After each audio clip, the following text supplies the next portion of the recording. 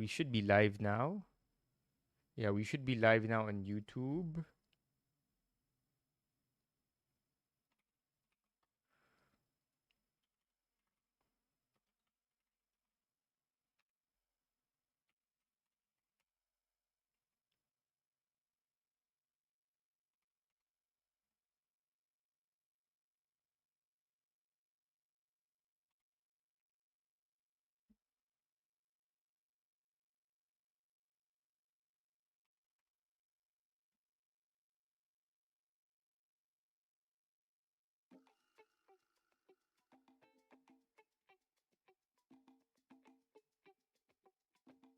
Yup. Weird. Naghang talaga yung PC. As in, hang.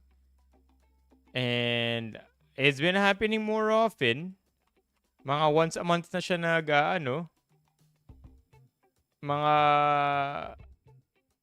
mga once a month na siya naghahang, which is not a good thing.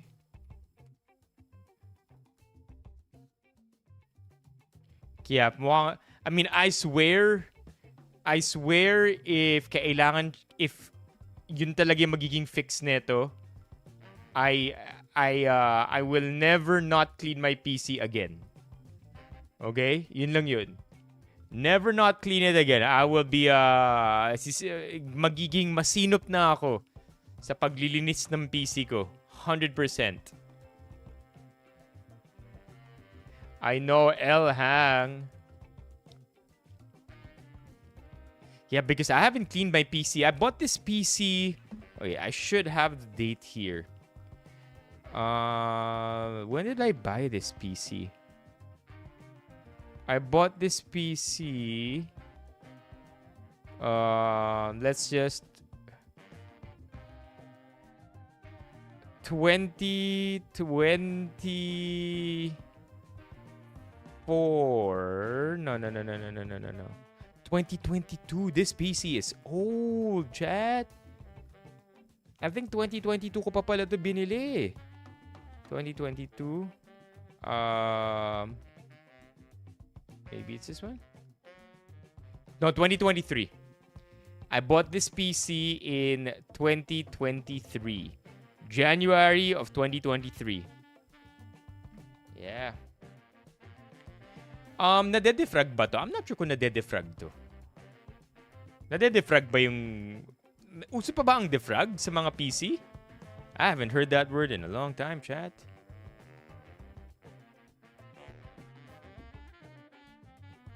Baby oil and tissue? What do you want, baby oil and... Isa pa yan, yung background natin, hindi ko rin medyo natututukan. I plan to do it all one at a time, chat. I plan to clean this one up first and then get to this. It's a mess, man. Hindi ako naka-HDD. Wala akong HDD. Naka-SDD yata parehas. NVMe. NVMe is an SDD, right? Nah, I don't know about upgrades. If ever, I will upgrade my PC next year. Naku po, hindi DS. Di ako sure kung na-upgrade ba yun. Baka, na yan, katapusan na yan kung DDS. SSD, sorry. Are we keeping the medyo dark stream background? How do you feel about it, chat? How do you feel about the medyo dark stream background? Actually, there's a secret light here. Like, I could purposely make the background dark. Okay? But I am purposely keeping it... I could make it lighter, but I'm keeping it purposely dark. Like, look at this. You see that? You see that, chat? Okay? You see that? Little detail lang yan. Small lighting detail that really goes unnoticed. Yeah. Dinner at this time? What time ka natutulog lately, Levi? Dinner at this time is crazy.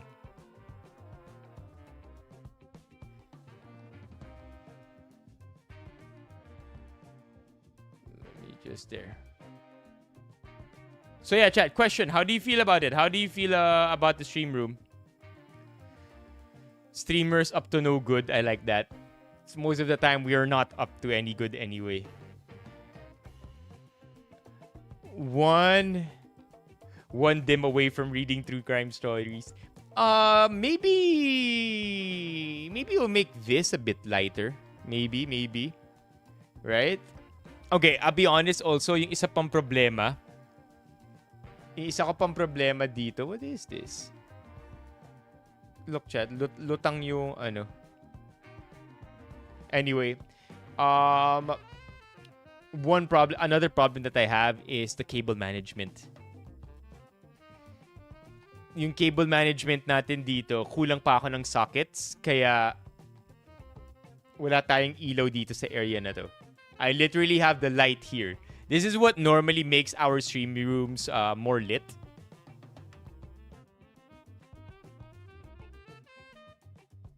See?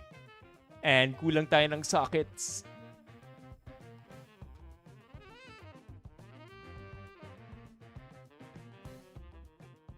If mataas pa rin GPU ko, yeah, mataas talaga GPU for some reason. Kaya sinasabi nyo talaga na yun dapat yung ano eh. Yun dapat talaga yung... There you go, see? I don't understand, chat. I'm barely running anything. And it's at 90 plus utilization. Dati ano lang to? 60. Stable at 60. I wish we could see what it's using, right? Like, what is... Bakit sobrang laki nung... Bakit sobrang laki? Like, what's using all of it?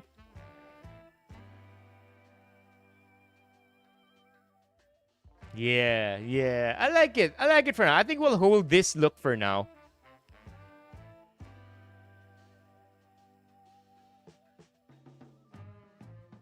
Yeah. Well, the good news is, yung mag-home service, marunong din daw siya mag-cable management, kaya niya rin daw mag-update ng BIOS. Lahat kaya niya gawin. The problem is, afford ko ba? Right? Because these things can easily rack up. Mababa yung base niya. Mababa yung base pay. But then, as you ask for all of these add-ons, next thing you know, we're paying a hefty fee already. Power settings ng GPU? How do you look at the power settings of your GPU? But all I know is that tomorrow papalinisan natin to. Okay? And I'm good enough with that. 53 degrees Celsius isn't that hot, right? Yeah, naklik-click ko siya. Yeah, there you go. See? Nakiklik ko naman siya. I just don't know why sobrang taas niya ngayon. Hindi siya ganyan dati.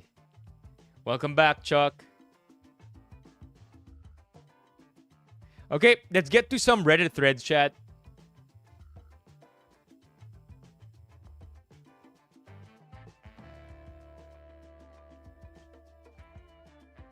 No, next year. Next year pa ako... Oh, yeah, congrats, Christian.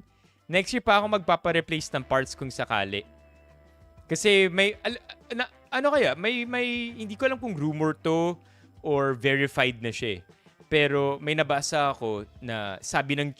may report that China is gonna flood the market with memory cards. With RAM. Sorry. So, because China's gonna be able to flood the market with RAM sticks, yung so-called, hindi man monopoly, pero yung cartel ng RAM sticks among Samsung and all these other brands, they'll be forced to put the price down. Hindi ko rin alam, Celine. Kung di ako nagkakamali, Christian, that is likely either Tavis. Si Tavis nga ba? Let's see. Yes, si Tavis. Si Tavis yung nagbigay ng membership mo. So Tavis got you, Christian. Okay, let's go through some Reddit threads tonight, chat. Okay, the first one is a little triggering. Actually, I'm not sure if it is at all. Ano ko lang talaga, it's about animals. So if you don't want to see animals suffering, then this might not be for you. Is there any way I can get authorities involved in this? And then if you look here, this looks to be a sale of wild animals, exotic animals. Okay?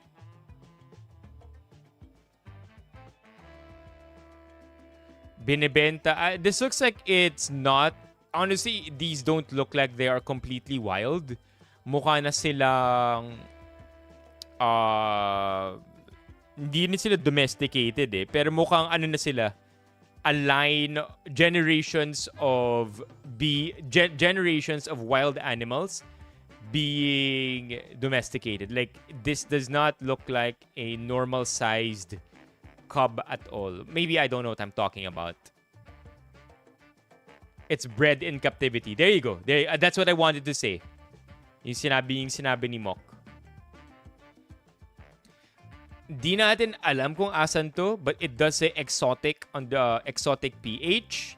And if you look at the comments here, if you look at the OP's text here, if you look at the OP's thread, I'm honestly sick to my stomach right now. I just saw a post in an exotic pet group selling tiger cubs here in the Philippines, and the poor guys look completely terrified and stressed out. I don't know if they even have papers, and aren't individuals not allowed, much less sell an endangered species? Are they endangered? I'm not sure if they're endangered. But I feel like we do have laws against exotic animals being sold like this.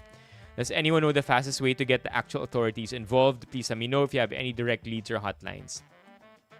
Hiding his identity for now so he doesn't get spammed and delete all traces online.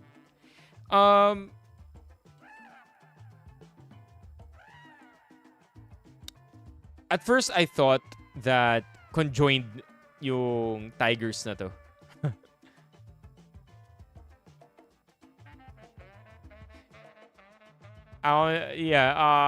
And also the other is I'm always a little hesitant to judge the look of animals based on facial human patterns. Ano ibig sabihin? Of course, they look scared. Of course, they looked a certain way. But it's not always 1:1. Like, if this was a human face, yes, that human would be very afraid. Pero normally, iba ang itsura ng mga animals sa tao. We just tend to associate human features and pattern it after the way we look when we feel certain emotions. Of course, I may also be just dumb and they're probably obviously really scared. Let's see what the comments here have to say. NBI. Let's look at the top comments. Not saying, by the way, na okay lang to. I'm not saying that the animals were treated well either. All I'm saying is I always put reservations on associating human faces with the way animals react or the way they move their faces as well.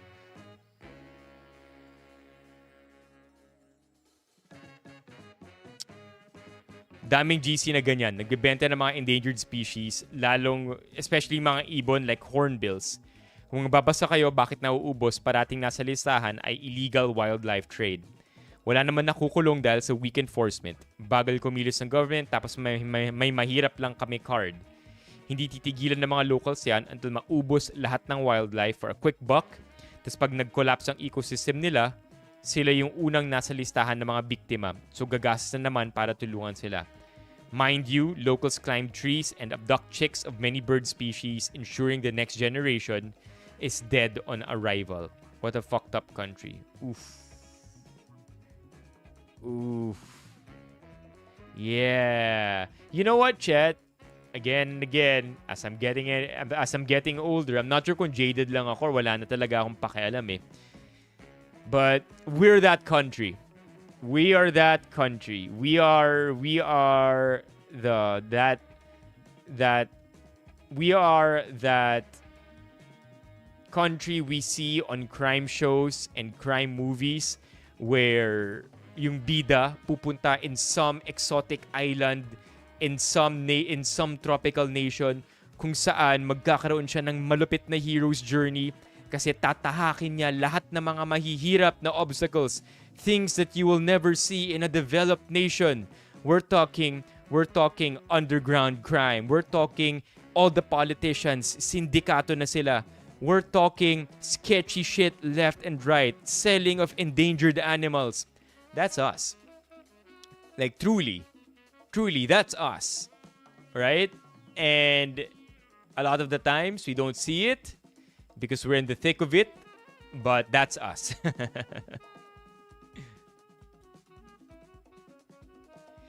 Medyo weird nga na nagtanong sa Reddit. Like, for sure, this is... I don't want to assume OPs. I don't want to be pessimistic. Maybe it's the lack of sleep that's making me have a shorter fuse. But I do feel like OP knows this is gonna get a lot of good karma. So, pinost niya pa rin to. When reporting it is probably even easier than creating a post on Reddit. You know what I mean? Diba? Mas madaling i-google to kaysa sa gumawa ng post. Pero alam din ng OP that this is gonna get a lot of attention on Reddit and it's an easy way to karma farm.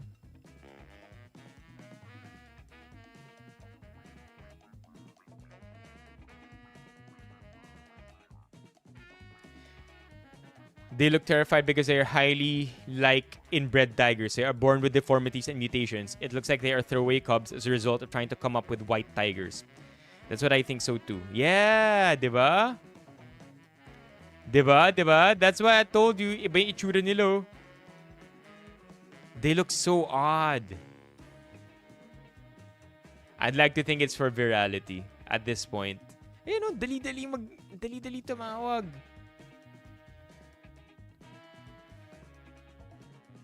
Okay, let's go. Next. Oh, when I saw this chat earlier today, I mean, whoa. Nag-overheat. Hold on. Nag-overheat. Dami nating problema. Turn it off. Turn it on again. There you go. We should be good. Okay. So, nagbasa tayo nito kagabi. We got to basically be updated with the entire Robin Padilla and Bato de la Rosa drama. And the narrative has gone left and right for this. The PR training was on point because today, medyo weird yung sinabi ni Robin. So far, so good eh. So far, ang galing ni Robin mag-evade ng questions, whether it was Mel Chanco or journalists in the Senate. Alam niya kung paano umilag sa mga tanong para hindi niya ma-implicate yung sarili niya. But today, I suppose, whether because it was a slip of the tongue or hindi siya properly informed sa bagong script or sa okay, I'm serious when I say bagong script, quote unquote, okay? I'm serious when I say this. I'm not saying it as a meme or as a joke, but by bagong script, I mean yung PR training nila as a team, right? As a team, as a force, as one side of the fence, kailangan meron silang iisang narrative lang parate. So yes, pwedeng hindi talaga siyang na-update sa script or sa anong dapat sabihin, but at the same time, it's such a big deviation from how well he's already been doing. Alam niya paanong sumagot nang hindi sumasagot, like a true politician. So medyo nagulat ako na biglang ito yung sinabi niya. Totally caught me off guard because this one also feels like an act of hubris kung saan siguro at this point, alam niya naman walang mangyayari, even if he says it already, so might as well. Gulat ako because I saw the comments here Everybody's saying essentially the same thing. It's tantamount to an admission, and he can be an accessory to, this entire criminal story.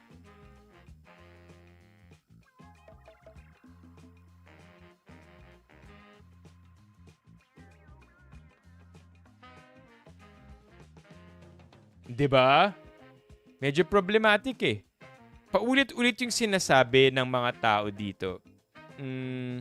Again, another one. There are like multiple threads of this. Hindi pwedeng scriptwriter tong tarantado. Nah, what a dumb fuck talking about it openly. See, I don't understand.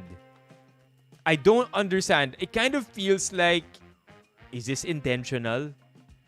Is this a smokescreen? Dinadirect lang ba yung attention sa kanya ngayon kasi mainit sa kanya? Kaya might as well siya muna ang maging target? Is this because sobrang curveball nito sa pag-evade, sa galing ng pag-evade niya ng questions the past few days, biglang ganito. It doesn't make sense to me. Okay, more of that. Here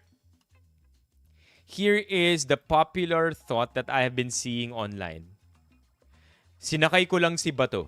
Thank you, Robin, for admitting that you helped facilitate the escape of an international fugitive. Your own statement now stands as evidence against you. Sinong henyo nag-advise yan sa inyo? Si Jimmy Bondok din ba abogado ninyo? So, I don't know. Ang labo. Ang labo na bigla niya itong sinabi. I know as well the saying na sometimes my saying, diba? I'm not sure how the quote goes, and we've tackled this a couple of times already in the past. Pero my saying na do not attribute to malice what can be attributed to stupidity. Meaning to say, they're not that smart. They're probably just dumb. But after seeing the remarkable political game that the Duterte family had relative to how new they are in this in national politics, I feel like this is calculated too. I don't think katangahan to. I genuinely think this is intentional. Yeah, LJ.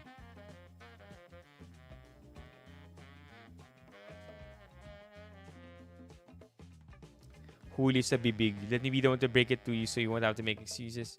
Kumanta ka na lang, Jimmy. At least dun magaling ka.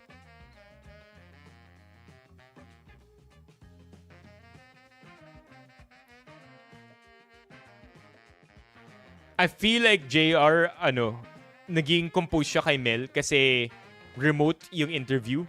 And then there's a delay. There's a delay in their conversation. Whereas, live yung mga journalists nung nasa Senate ng isang araw. The Deep siya yung may water powers, diba? See you, LJ. So, I don't know, man. This sucks. This sucks, right? Na narito tayo ngayon. Narito tayo ngayon after all of what just happened in the last 2 weeks.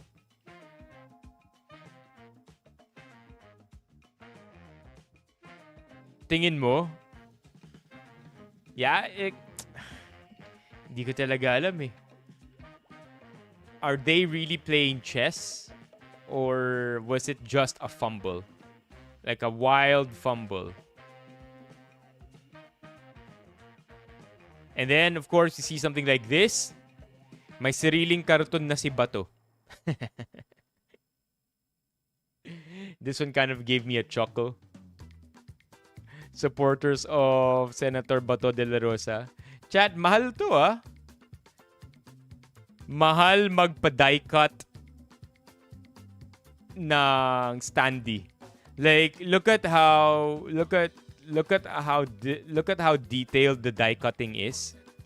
May die cut pa dito between his arm and his torso. You know.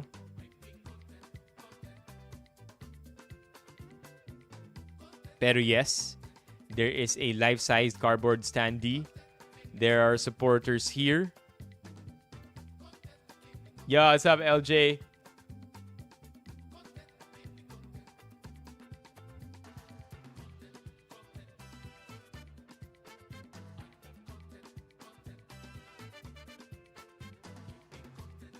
Tingin mo, MJ? So it's hubris, right? Police mo karton. Wait, ito na ba ang sign? May urinal ba? Yeah. It is annoying. I saw this. At the same time, we are at this point aware din naman tayo, chat, di ba? Na karamihan sa protesters can be purchased. I'm not assuming that they are, but generally speaking, with what we've learned over the years, nabibili ang protesters. May pakain, may bayad, and it's a shame because while we do have a right to voice our opinion and have organized protests, it's being taken advantage of in a really malicious way.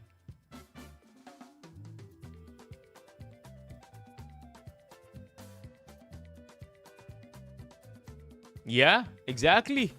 Yun mismo, JR. Okay, and then we have this video. TV Patrol anchors taking a swipe at Robin. Ang dami, di ba? Like, across all the threads that we normally visit for a quick stream, it's the same topic. It's Robin and Bato everywhere. Their story is strong. Hey, Gracie, ang cute naman. Para siyang halo-halo. Yung kulay na suot niya. Hi, Gracie. Diba? Pupunta akong Pampanga bukas, sabay ka? Talaga ba? Nanggaling ako sa Pampanga kanina. This is sobrang adlib neto. Pero kotse mo. Ang galing nakasabay ka agad. Patid ako sa Ay, Makati. kakulay nga, ano. Patid ako sa Makati. So, kinonfirm niya na Fortuner talaga yung God. Oh my gosh. Oh my gosh. That's a swipe at Pia Cayetano, right? Updated na tayo. After last night's stream, that's a swipe at Pia Cayetano, chat. O, mag-text ka. Huwag kang iiyak. Huwag ka iiyak. They're not stopping. Text ka. Puro kayo pa. Hindi, seriously speaking. Joke lang, joke. They keep saying seriously speaking and then they crack a joke. Joke lang yun, biro lang. Oo. Talagang pwede tayong mag-splurge this weekend because we all deserve it. Kasi stressful yung Bunlinggo, partner. Di ba? Yeah, chat. Chat, they have been... I don't know if we should start next week with the Banlaw stream. I have half a mind to do that. Yeah. Kasi huli ko rin na the last thing that I would want is for the next 10 TikToks. By the way, naghahabol na kami ni Editor Kelbs para back on track na kami sa daily uploads. Pero last that I would want is lahat ng TikToks, puro politics. Stressful hindi lang po sa atin, sa ating tatlo, kundi sa sambayan ng Pilipino. Talagang na-stress ang Yung iba ayaw sambayan. nang manood ng balita. Yung iba naman na nanonood, galit na rin. At marami Pero ng alam mo, uurot. kailangan mag-good kalma. news tayo. Pero kailangan lang kalma rin. Antayin natin kung anong mangyayari. Yes. Huwag pa-stress, baka lupas ang Anong good news? Anong good news? Yun nga. Anong good news? Nag-iisip ako, anong good news natin? Wala. Masarap yung halo-halo. Masarap yung halo-halo, di ba? Have faith. Be happy. Alam mo, sister. Be happy. Nililid-in ka na niya sa show mo. Be happy. Be happy. Diba? Oo. Very Yan good, na. very O good. sige na daw. O, kain tayo, Ninyo, goodbye to you. Okay, at yan ang mga balitang binantayan namin para sa inyo. Tuloy-tuloy ang pagpapatrol sa Kapamilya Channel, Kapamilya Online Live at A to Z. Ako po si Karen Davila. By the way, chat, little known fact.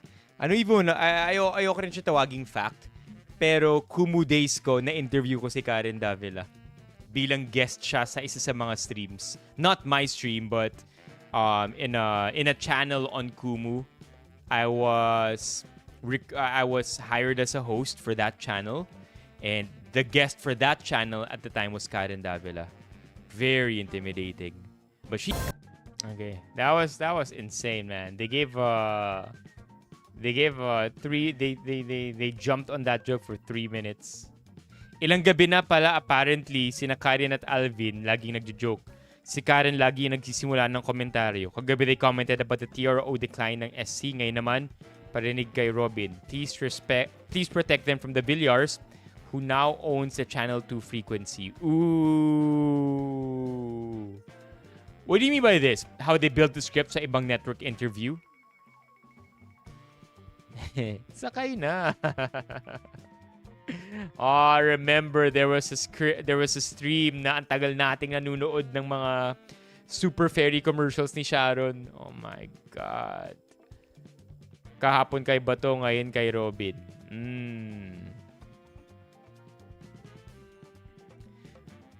Oh, wow.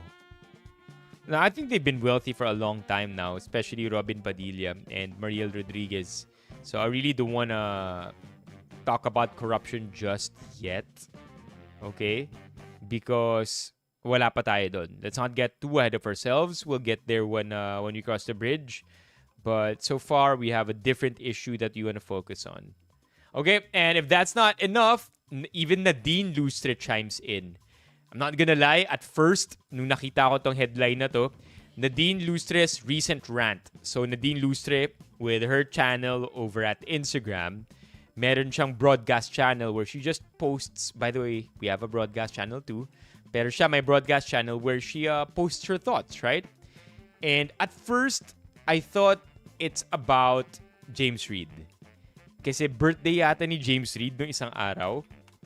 Right? James Reid. There you go. Yeah, birthday ni James Reid a couple of weeks ago. More than a week ago, birthday ni James Reid. And I thought nag-grant si Nadine Lustre dahil marami pa ring supporters na medyo nang gugulo pa rin even at this time. And I thought that it was her way of telling her supporters, to chill and take it easy because they've been separated for quite some time already, and they're both happy in their own respective relationships. So I kept reading until we get to the politics part. Diba? Ayan, no? You see it in the government. At this point, it's become such a blatant shit show that it almost feels insulting. It's so obvious that so many of them are just toying with us, treating people like we're too blind to notice the corruption, incompetence, performative concern, and endless cycle of disappointment. And somehow, ordinary people are always the ones left carrying the burden of their greed. So, ayan. Yeah, there you go. So, you see Nadine Lustre talk about it, who is an otherwise private person. But by the way, it's no secret also na active din naman siya when it comes to her political advocacies. Pero seeing her comment in a time like this, very helpful because it spreads awareness. She's not a president for nothing. Ano ibig sabihin nun? What? Our gambling queen? What? Grabe talaga si Nadine. Head na head talaga siya sa mga typical na artista. Salute. The rare. Okay, yeah. Yeah.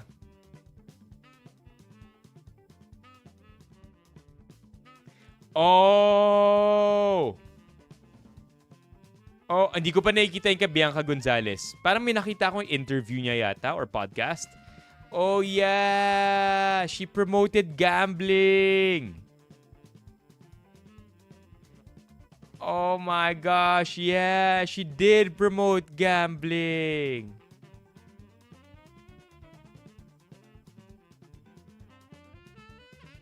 Yeah, I remember. She promoted it and then I think she defended it by saying na parang it's her life, I think, and parang wala naman dapat, like, it's a job. Right. Yeah, she did do that, huh?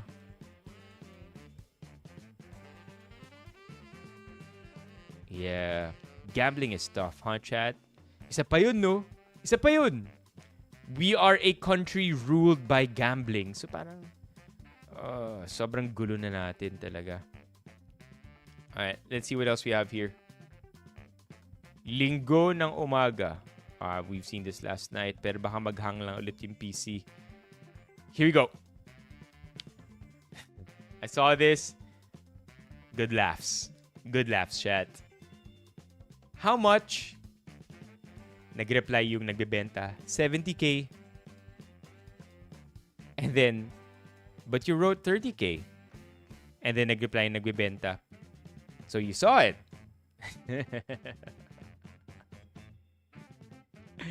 Magamit nga to next time, no?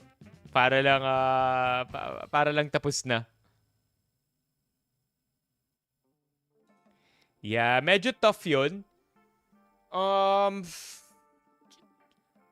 Can it coexist? Now is my question. Can it coexist? Can we have somebody promoting gambling pero also politically active, as in vocal, politically vocal? Can it? Can it? I'm thinking. Yeah, I know, MJ. But unfortunately, I don't think that's what people are trying to do. Right? With these comments over here. I think these comments are literally just to attack her. Not so much put nuance in what she's trying to say. Now, yes, she's very politically vocal. She wants nature to heal. And all of these things are... she's making all these, voicing out all these concerns, but nobody's saying that really. Everybody's just toying with her by putting out her gambling photo.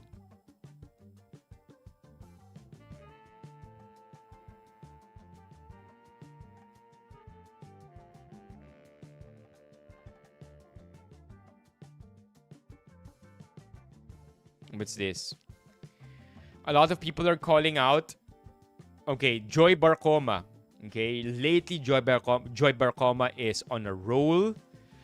And Joy Barcoma has this to say. A lot of people are calling me out because I accepted the hosting gig in a province that allegedly allotted 75 million for their festival. There were demands that if we artists are really true to our advocacies, then we shouldn't have accepted it.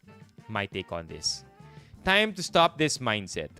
Napaka-dangerous ng culture of moral absolutism where one decision suddenly invalidates years of advocacy and work. Hindi po yan call for accountability. That's purity politics.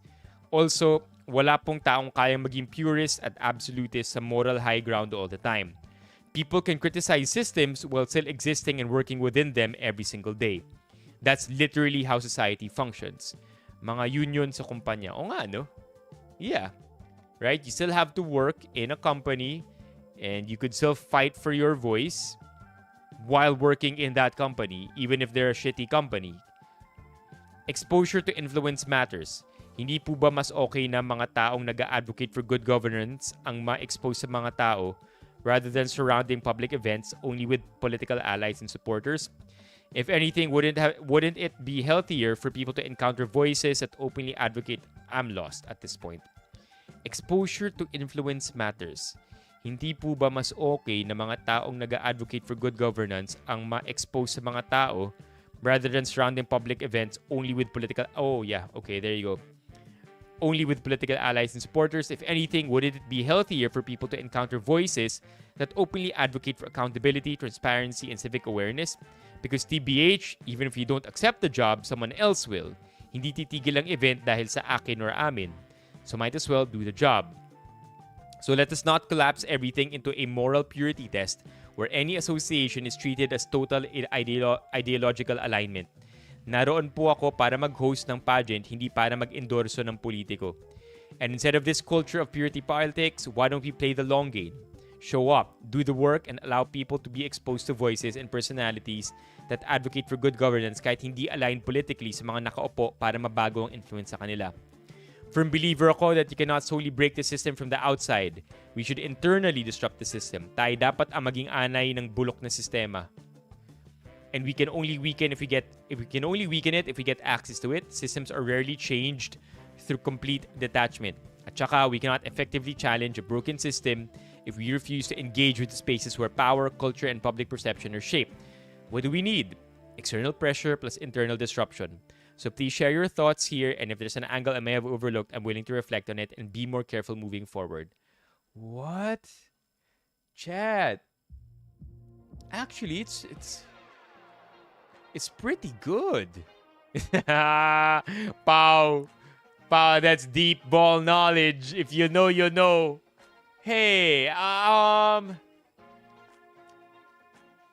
okay, I get what you're trying to say here, MJ. There is a fine line between this very nuanced thought and it being an excuse because it can be both, right? Pwedeng magandang essay ito, pero it also works as a great and convenient excuse for joy. Both make equal sense. And I think it's fair. I think it's fair to say that. Now, whether or not you think it's both or just one of it, I think is also up to how you're going to defend your stance. But right now, with how it was written, I do feel like there is a point. I do feel like my point si Joy Barcoma when it comes to moral absolutism.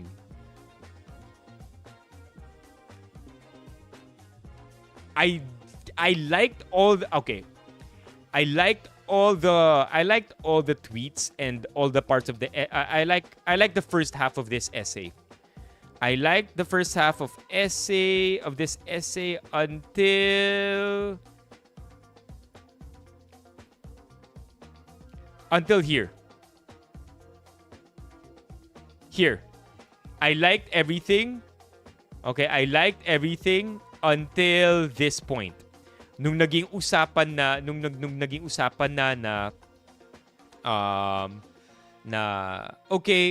dinivert na yung topic, I feel like it could have ended here. The rant or essay could have ended here in this post. But nung humaba na and medyo na-divert yung topic, taking the heat away from the actual issue, that's when I kind of thought she was teetering on excuses. But at the same time, maybe tuloy-tuloy lang yung thoughts niya sa isipan niya. Kaya tuloy-tuloy lang din yung pagsulat niya. And may sense pa rin naman. But to those who are very doubtful of what Joy is trying to say here, this one might convince them that Joy is just making excuses. But as far as the first half is concerned, I agree. Wala, to put it simply, wala naman talagang perfect na tao. And we shouldn't ever expect people to be perfect in and out. And that moral absolutism, purism, is very, very dangerous to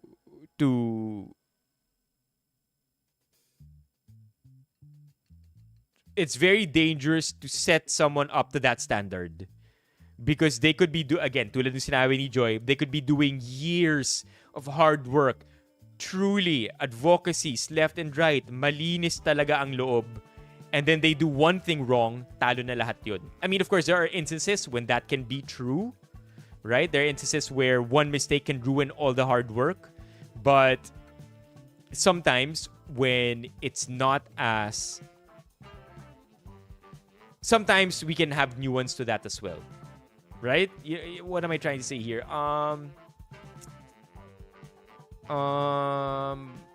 Okay, I'll give you one example when years of hard work can be thrown away in an instance.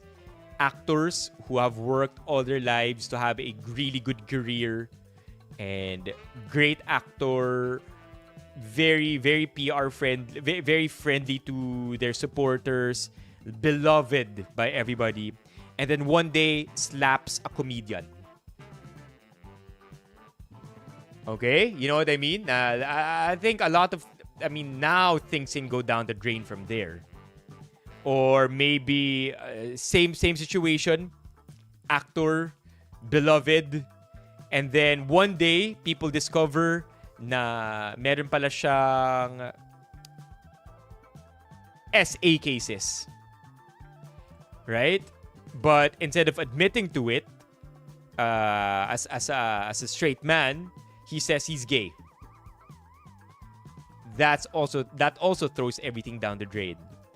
But in cases like this, right, I think it's fair also to pull this card up and say, nope. Wag tayo maging purists. So that's my take. The second half, I don't want to cover anymore because I do feel like the argument gets weak here sa second half. Pero yung first half, it's fair. It's fair. It really is fair. Especially this part. Especially this part. If you don't accept the job, someone else will.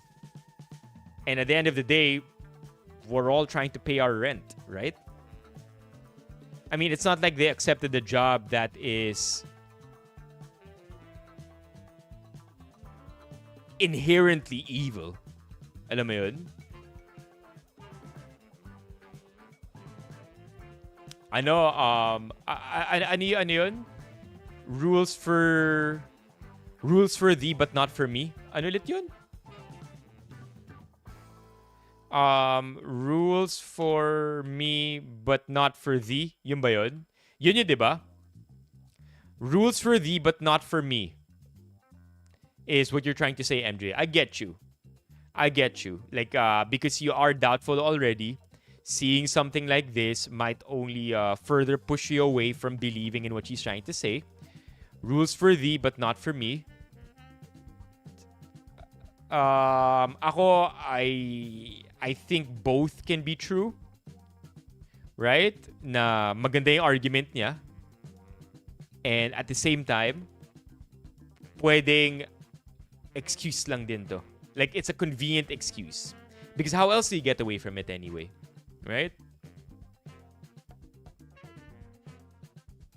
Okay? So, I'm on the side that says it's both. I wonder, chat, if you're on the side that perfectly accepts Joy Barcoma's opinion on it. Are you on the side that's totally against it? Or are you believing that it can be both? Let me know in the comments. Yeah.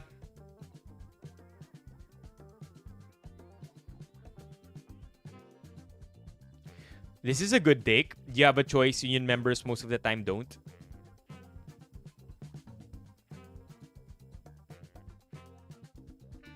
Being against the system does not always...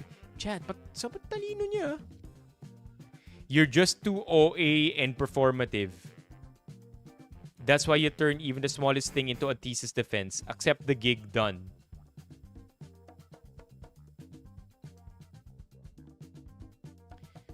It's a job and you need work, that's it. You don't need to keep explaining yourself because it just makes you look overly defensive and like you're trying too hard to look clean. How can we learn? Yeah, how can we learn and have new perspectives? I like it.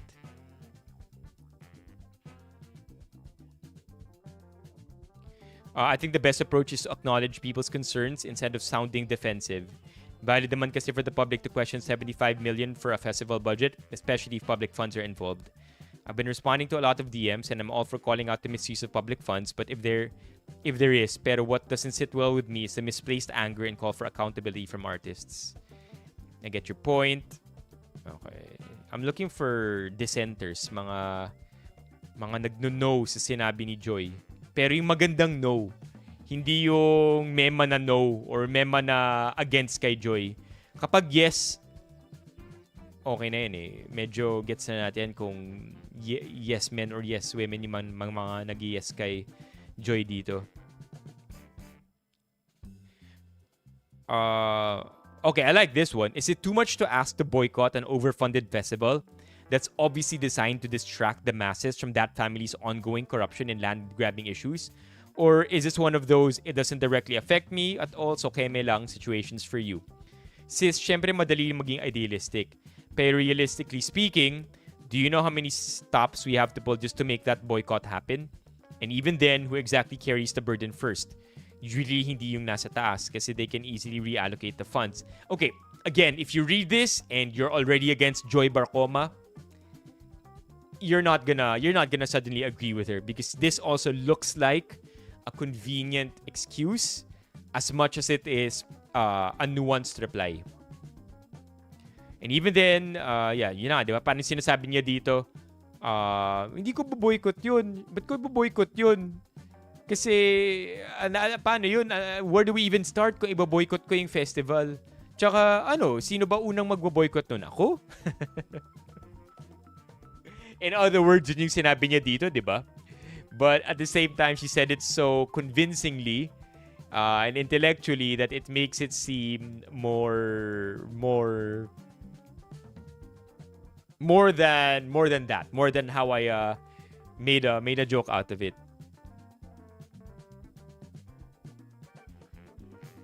I think there's okay. If the question is moral integrity versus food on the table, the question is,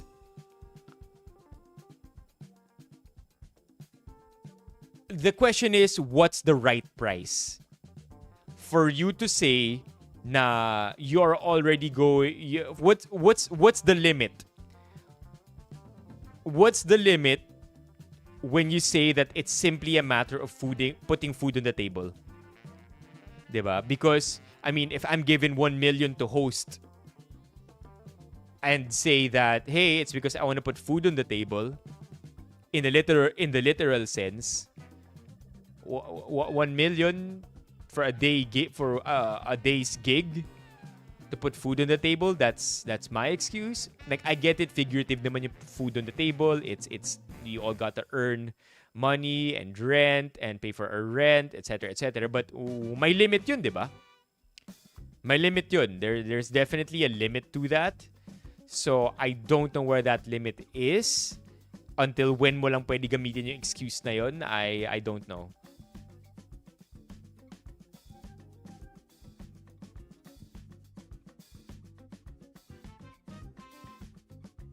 Ay, binigyan talaga siya ng 1M? I don't know. I don't know. Now, I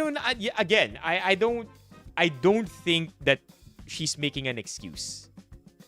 But I also agree that at some point, her thoughts kind of ran wild at the second half. Siguro kasi nga tuloy-tuloy lang yung flow niya. She's in the zone sa pagsusulat niya that at one point, yun na nga, nagmukhang masyadong defensive. The second half looks too defensive. The first half, great. The second half looks too defensive that it gave her naysayers a chance to double down on their hate for her. So I get that part. But the first half, tama eh. Right? Tama. It makes sense what you're also trying to say, chat, na why blame her? She's just a cog in the wheel. That's a pretty dangerous thing to say, by the way. But she made sense eh. She made sense sa sinabi niya. She defended it properly. So instead of totally ignoring her defense, I think the correct action here is to actually engage her defense instead of just putting a blanket, hey, rules for thee but not for me. Pag ikaw holy, pag ikaw bawal ang purist pero iba dapat purist. Like, it's not a good argument against the first half of her defense. Kasi maganda talaga yung first half of her defense. Like, for example, this is a good question. May isang nag-comment dito ito. This chat is actually a good argument against what she said. Na I don't think she was able to answer really, really well. Wait. Yan, ito. What? May finalo ako? How do you unfollow here? Okay. Here, this is a good one because it's an attack directly sa argument niya. Not a blanket statement, not a blanket attack, but hinanapan ng butas yung first half ng argument niya. You have a choice, but union members most of the time don't.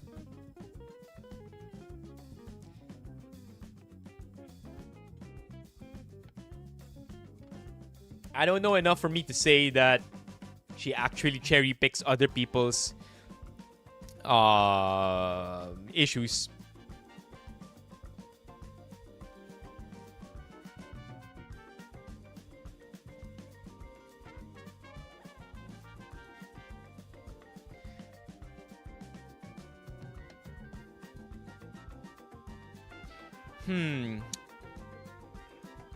Ang hirap if that's your main source of income. Yeah, I also get that. I also get that.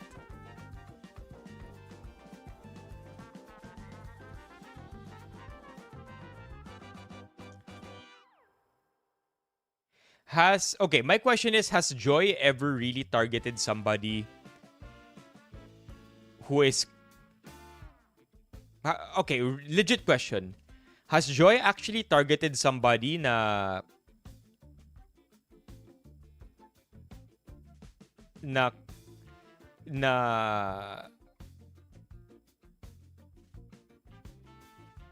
50-50 yung ginawa?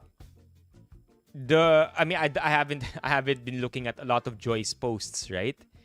Pero as far as I remember, yung mga tina-target ni Joy are the blatantly bad forces. As in yung obvious, walang nuance na mali. Walang nuance yung ginawa nila kundi mali lang talaga. Tama, di ba? Right? Like, I don't recall Joy ever targeting somebody na medyo in the middle yung act nila. Lahat ng mga tinarget ni Joy yung talagang halatang like it's only wrong. You know what I mean? But anyway, like it or not, there is I would like to think that opening up discourse in this way is still proves, right? I feel still proves na open siya to changing her opinion, changing her mind, or at least be open to more perspectives.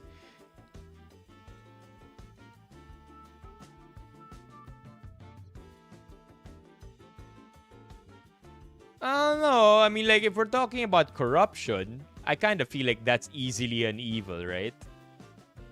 Like, that's inherently evil. Like, I don't think she ever targeted anybody na in the middle lang. Or ever targeted somebody na, mali ba talaga ginawa niya? Or, like, lahat ng mga tina-target ni Joy sa alam ko, yes, mali yung ginawa niya.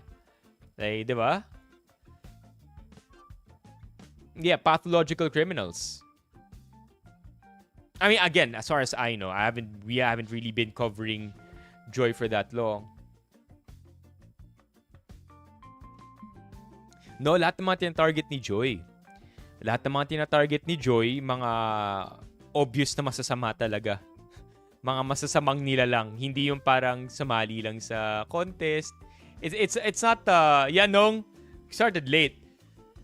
Right? It's not a Nadine Lustre instance na nag-endorse ng gambling and now bale wala na lang lahat ng ibang ginawa ni Nadine.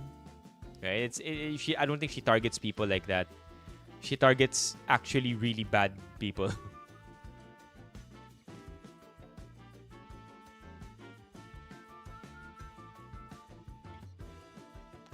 Hey, Zaki Boo! Hi, Mommy Keiko. Welcome to the stream.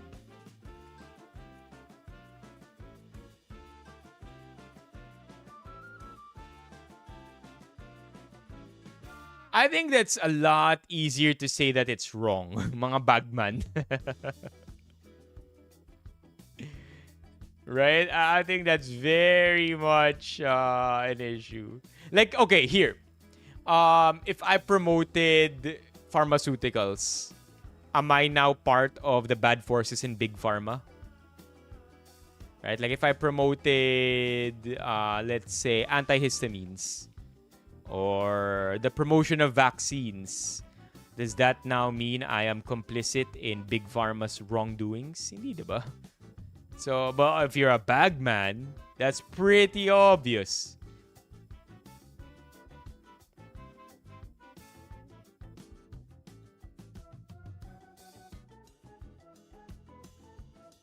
I like the discourse, honestly. But I think we are also staying too long on this topic. I've heard. I think I've seen your opinion, and I know where you stand, at least as far as that goes. And like I mentioned earlier, you can either be on one side or the other. You can also be on both sides because both can coexist. And if you're not convinced with this statement, I mean, if you're against joy to begin with, I don't think this statement will convince you. Honestly. W's in the chat. By the way, Philip, I'm not only just back from Vietnam, but Philip, I'm also back from Batangas. Still very tired though.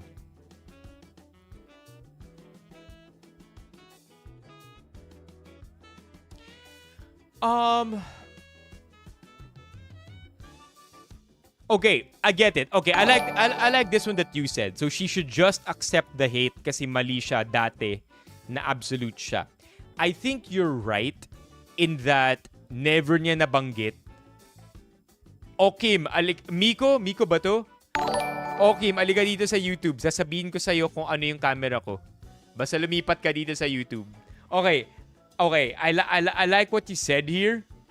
Yung she should just accept the hate kasi mali siya dati na absolute siya. I'll remove the second half there. She should just accept the hate. I think that's what's lacking in here. I think that's what's lacking in what Joy said. She, although you could say na implicitly niya sinabi, she should have also explicitly said na gets niya. Gets niya kung bakit, I can say all of this. I could try my best to convince you bakit ganito. Pero gets ko rin kung bakit niyo ako hate. Kulang yon. Kulang yung part na yon. Kulang, parang tuloy, I get it, kaya nakaka-trigger for others na parang teka lang sino kang sobrang santo mo naman, 'di ba? I get it. Kasi kulang yung part na yon. Kulang yung pag-acknowledge niya on how what she did could appear really wrong and how it makes sense for people to hate her for doing that. Maybe that's what's lacking, and if she only added that, then magiging mas open and less defensive yung mga sinabi niya. Yon. Yeah. So, ayun. Take the hate completely, maybe not so. Take the hate, yes. Yo! Chat, lumipat si Miko. W's in the chat, Miko. Miko, naka-Cherry Mobile X264 2020 Summer Edition ako. Yeah, okay. So, there you go. I think that's what was lacking. An admission of some kind of mistake or an admission that she could have been wrong. And because that lacked in this entire essay, nagmukha nga siyang defensive. Like completely just defensive. But again, if you're going into this without any bias, only the second half is iffy. The first half is really good. Okay, we can move on.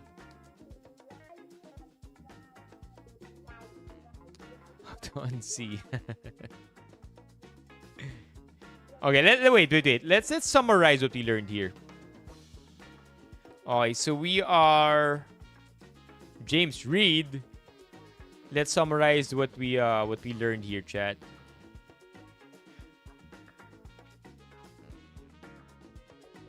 Nakuha mo ba yun, Miko? Sana nakuha mo.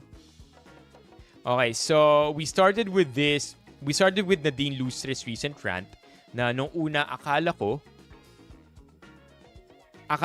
about James Reid dahil kaba-birthday niya lang, only for us to later find out that this rant is about politics.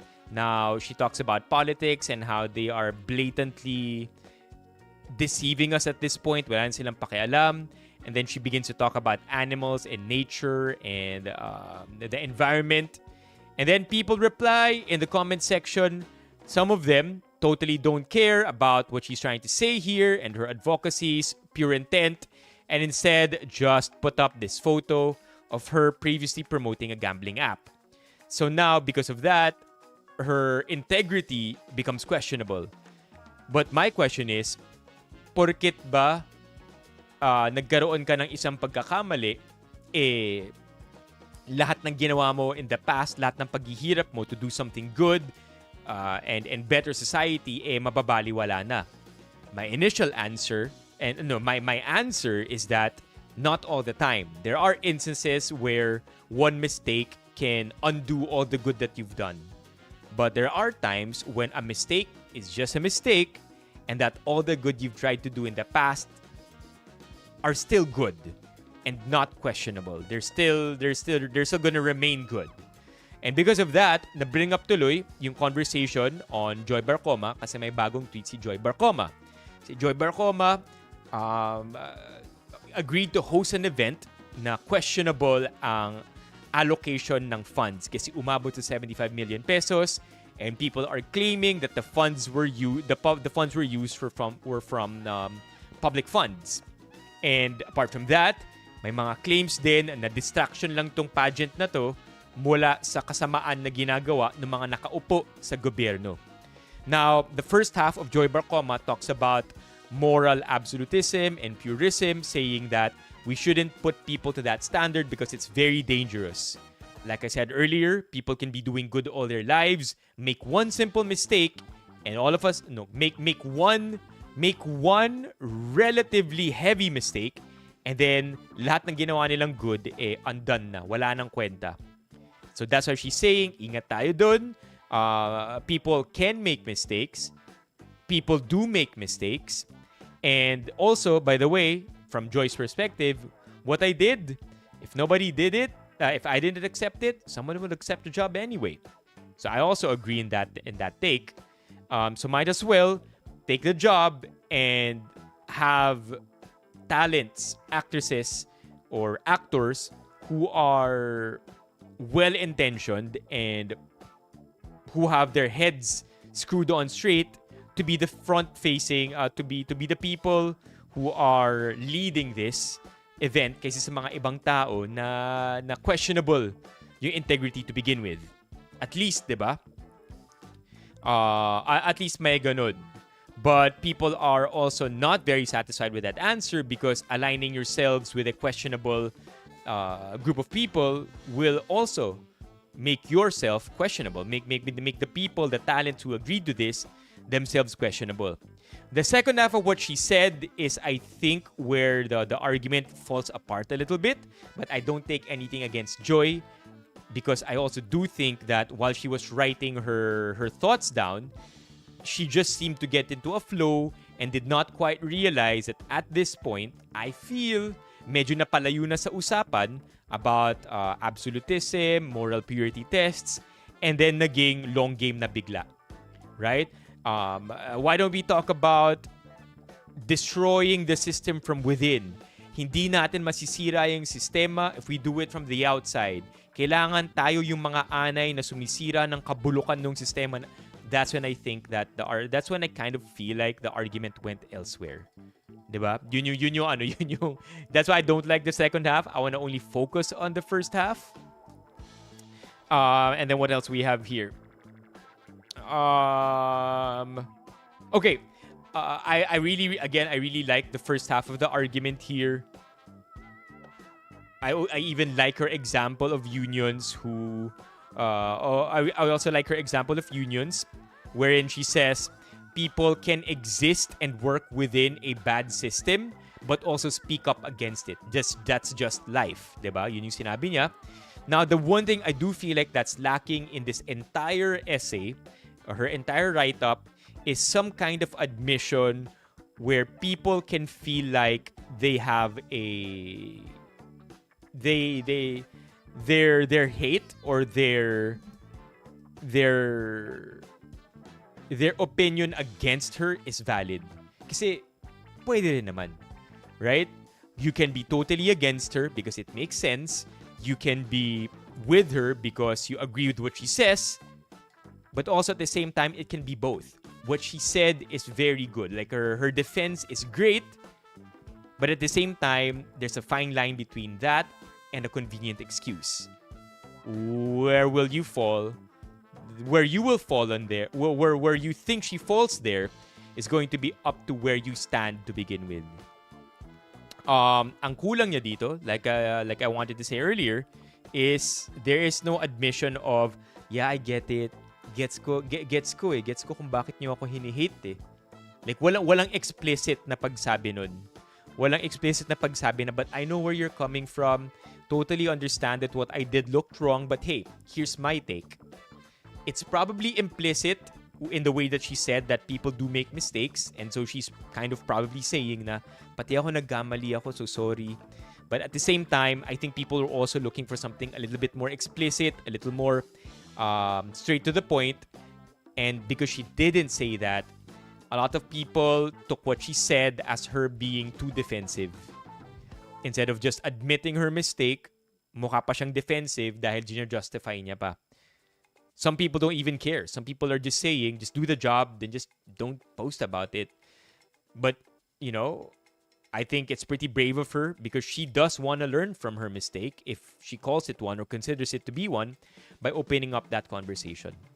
So there you go. That's the summary of what we just talked about in the last 30 minutes, 45 minutes chat. Okay?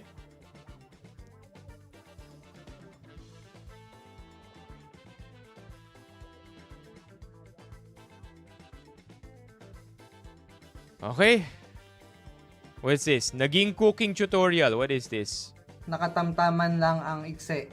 Anong tawag sa medyas? Nakatamtaman lang ang ikse. Ano ang tawag sa medyas na katamtaman lang ang iksi? Sucks lang. Sucks lang. Ikse. Edi, medyo. Ay?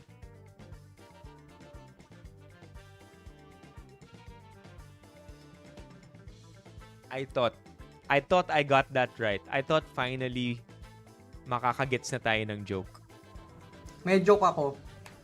Anong tawag sa parte ng katawan na hindi na nanalo at hindi natatalo?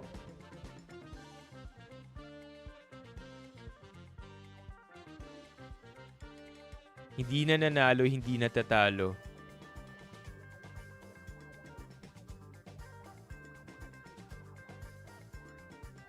I don't know. Edi, liver. Liver? Kasi it's a tie.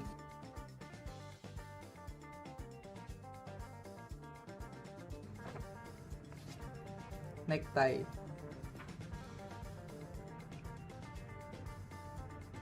Magluluto tayo ng sinigang. Ito ang mga sangkap ng sinigang. Yo, way to hit as many demographics as possible in one post. Yung tipong lahat na ng niche matatamaan niya. So, lahat na yung TikTok niya matatarget sa lahat. At simulan na natin sa karne. Ipipito ko muna yung karne at gagawin ko siyang medyo crispy kasi masarap yun pag ganun. Ayan, tapos nilagyan ko ng asin para medyo maalat-alat. Maghihiwa na tayo ng sibuyas, kamatis at bawang para ilagay mamaya sa karne. Tapos sunod, hiniwa ko na yung gabi. Fun fact, hindi ko niluto to ng gabi. Tapos ayan, ganyan dapat itsura para sa akin, ganyan masarap. Tapos nagkulo na ako ng tubig at nilagay ko yung gabi. At sile. At 34. 34 pesos yung gabi na nor.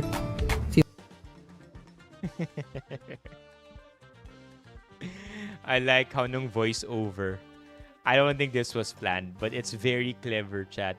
In the creative process, of course, voice over lang to lahat, diba? So, ang ginawa niya lang, finilm niya yung sarili niya nagluluto from a first-person POV. And then, nung piniplayback niya na yung clips, nakita niya 34, so might as well make a joke out of it. 34. At 34. 34 ang presyo ni... 34. 34 pesos yung gabi na nor. Sinigang mix. Magtatanggal na ako ng dahon ng kangkong. At ayan na. Lalagay ko na sa sinigang ang kangkong. Ilang minutes, luto na siya. Ito na ang finished product. Can we visit this dude? At Dale.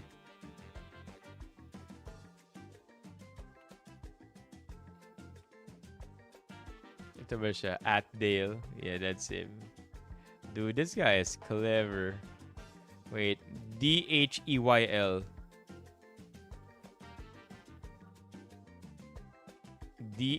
D-H-E-Y-L. Yo! This guy!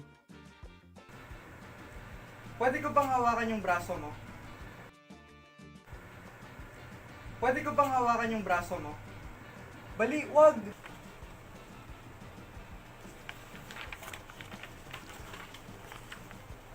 Lakas mag-aksaya ng print nun ah. Explanation ng joke. May isang lalaki na may bale, tapos gusto niyang, yung isang lalaki, gustong hawakan, tapos ayaw nung isa kasi bali, tapos sinabi ko, bali, wag. Tapos naglagay ako ng ano. Next clip is ano, baliwag.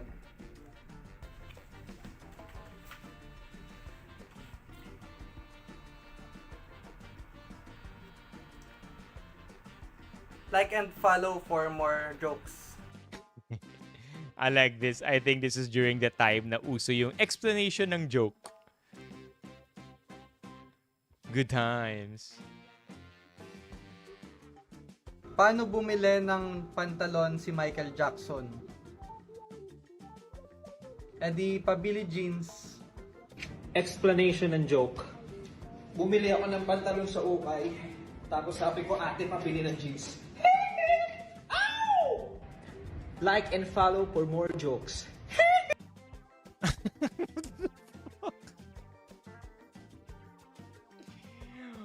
What did I just see, bro? Okay, I have to hand it. That was a good one. Billie Jean, it's not my love. Just a girl. That was good. That was good. What? Okay, one last manga. Anong tawag sa manggang gusto ng comfort? Eddie, manggang hinag. Explanation ng joke. Kasi yung manggang hinag, ano siya, wordly. Oo nga, no. Eddie, What? Kapatid niya ba to? manggang hinag. Explanation ng joke. Kasi yung manggang hinag, ano siya, wordly siya ng manggang hinog. Hinog. So yung hinag, kinomfort siya, yung mangga. Anong tawag sa manggang binasted ng mansanas? E di, manggalit. Explanation ng joke. Yung mangga kasi, binasted siya ng mansanas, kaya kinomfort siya ng kabayo. Ayan tuloy. Anong tawag sa kabayong pagod? Eddie, horse pagod. Explanation ng joke. Kasi yung kabayo, pagod na kaka-comfort sa mangga. Kaya, horse pagod yung sinabi ko. Wala siyang wordplay, What's happening here? pero nakakatawa siya. Get one whole sheet of paper, tapos lagay nyo pangalan nyo at section. Lagay nyo kung sino yung favorite character nyo sa storya na yon at ano yung moral lesson. Like and follow for more. I'm not mad. I'm not mad. I'm not mad at all. Yeah. Okay. Teka, laugh trip yung naging cooking tutorial pa rin eh. Check nga natin yung comments dito. Pati siya nalito sa gagawin niya. Oh no!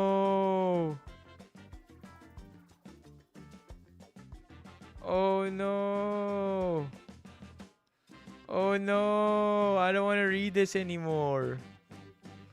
You read it on your own, chat. Okay, linggo ng umaga be like. I think I've seen this.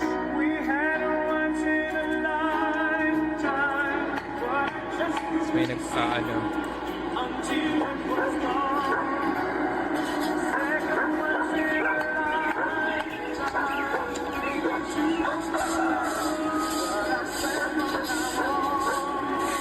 Hell yeah! Hell yeah! So, not the first time I've seen it, but it never gets old. Okay, I'm late but still happy to the news at 7. Kailan magkakaroon ng Apple Pay? They said it was gonna happen this year. Because Google Pay was earlier this year or late last year. Apple Pay Philippines. Alam ko magkaka-Apple Pay sa Philippines ah. 'Di ba may ano na, may rumor na second half? Gosh, I'm so excited. You can already set how to add cards. Oh, let's go. It's coming soon kasi January 15, 2026, pwede na magdagdag ng card sa wallet app. Malapit na. Nasa testing na kami. Halos to make us certified probably in a few months. Ooh. Wow. Let's go. Okay. Yeah, 7-Eleven has credit. Wala bang credit card payments dati ang 7-Eleven? I did not know that. I did not know na walang credit card sa 7-Eleven before. Meron, di ba? Oh. Maybe it just never occurred to me. Parang GCash lang ako. GCash lang yata ako nagbabayad. No way. Or GCash pero scan mo yung QR. As in sila GCash na pay. Yung ikaw mag-set up ng QR mo tapos isa-scan nila yung QR mo. What? It just never occurred to me. Pero ang alam ko, ang tagal ko nang di nagbabayad ng cash sa 7-Eleven. That's what I'm pretty sure of. Or parating down yung system kung GCash. As in, ang mangyayari, they will scan your device. They will scan your phone, yung show QR. They will scan your phone and then it will take forever para makredit yung pera na binayad mo. Oh, there you go.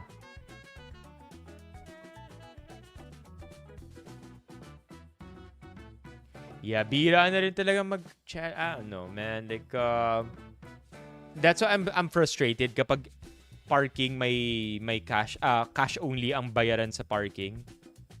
Gets on my nerves, man. But that's my fault too. I should be carrying cash. Okay, chat. Question. No judging. Yeah, Mon. Live tayo sa YouTube at sa Twitch. Okay, question. No judging. How much is the smallest amount of cash you should be carrying around in case hindi pwedeng cashless transaction? Walang GCash, bawal credit card, you can't scan QR. So just in case, what is the smallest amount of cash na dapat dala mo? Everywhere you go. Survey lang. Okay. Yo, well, Tavis, everything in the US has always been cashless. You could use your credit card on the vendo machine. Wild ng 20k, ah. Okay, I have to agree with Mio's answer here. I think the minimum amount that you should be carrying around, or at least kapag tatop up mo na yung wallet mo ng cash, baligtad no? Yung wallet yung tinop up ng cash. I do agree. 500 na tigwa 100 dapat. Because not only do you get that easy access to cash that can pay for most of your small needs, and oftentimes, kung wala naman silang cashless transaction, ibig sabihin yan, ano lang yan, hindi yan lalagpas ng 1K. Bihira rin yan lalagpas ng 500, so at least you have 500 cash in case you need it. And on the other, the reason why kailangan tigwa 100, very, very basic. It's because the last thing you would ever want, frustrated ka na nga, di ba, na walang cashless, hindi pwede mag-scan ng QR, walang InstaPay, can't Gcash this. So, medyo bad trip kasi syempre tinitipid-tipid mo yung cash mo. Lahat dapat cashless na, di ba? And then maririnig mo pa kapag nilabas mo yung buo mong 500. Sir, wala pong smaller bill. You asked for cash, right? You asked for cash. Bakit wala kayong panukli sa 500? Cash basis kayo pero wala kayong panukli sa 500? So yeah, I do agree. 500 na tigwa 100. What do you think? How much cash should you be putting in your wallet? Let me know in the comments below. Minimum. How much minimum cash should you be putting in your wallet? Let me know in the comments below. Hi. May cart ka dala araw-araw.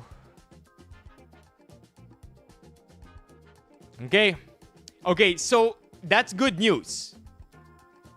That's good news for Gcash. Or that's good news for wireless transactions with 7-Eleven. But the kind of not so good news here is spam sandwich in 7-Eleven. Apparently, not so good. Not so good. I don't know how much this is. It might actually really be spam, kaya mahal siya. It does use the official spam logo. Unfortunately, it doesn't have very good reviews because ito lang pala yung itsura niya sa loob. You don't even get to fill the entire bread with spam. It's just one piece of spam. I'm curious to know tuloy gaano kanipis to. Yeah, that's the way, Yel. That's the way. I'm still a spam person over maling.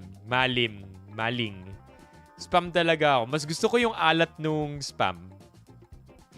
For 90 pesos, I expected at least buong tinapay covered. Kahit 2 slices lang. Sana pala nag-hotdog na lang ako. Yeah, I heard about that, JR. Yeah, mahal nga ng 90, no? Okay, and then lastly, ito yung sinasabi ko, chat, na lahat mahal. When I booked my ride here, okay, when I booked my ride to here from Makati earlier, 750 pesos yung Grab ko. When I looked at InDrive, 400 plus. And then when I looked at GSM, 300 plus. So of course, doon na ako sa GSM, diba? Either that or Grab na EV taxi. Nag-GSM ako, and then just like yung kinwento ko kanina, sa bagal mag-drive nung driver at naligaw pa kami, para na rin ako nagbayad ng InDrive na malapit na maging Grab yung presyo. But yeah, this is true. InDrive 369. Maliit pa nga ito 553.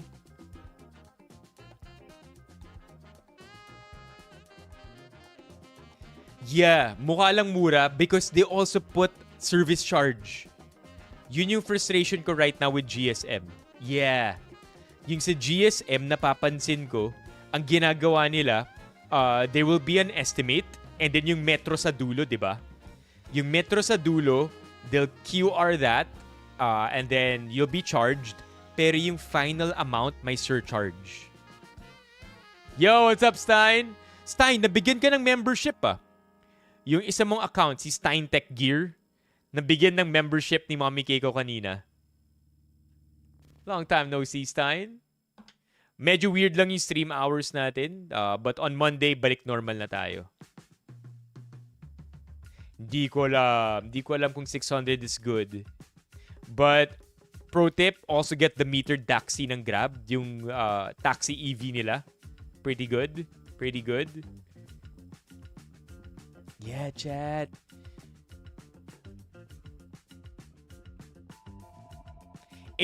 Chat, the best if in-drive yung nakuha mo. Tapos yung malaki-laking kotse. Eh yung, you don't mind waiting a bit. So you get an in-drive and you get a Veloz or Avanza. Oh my gosh. Pag Avanza yung kotse mo sa in-drive, feeling mo nakasuccess ka na, no? Avanza or Innova pala. Avanza or Innova on in-drive. Good shit. Oh, nice. Ticketmaster's in the Philippines now. Ron with the latest update here. Yeah, JR. You really do. I think you're at the point where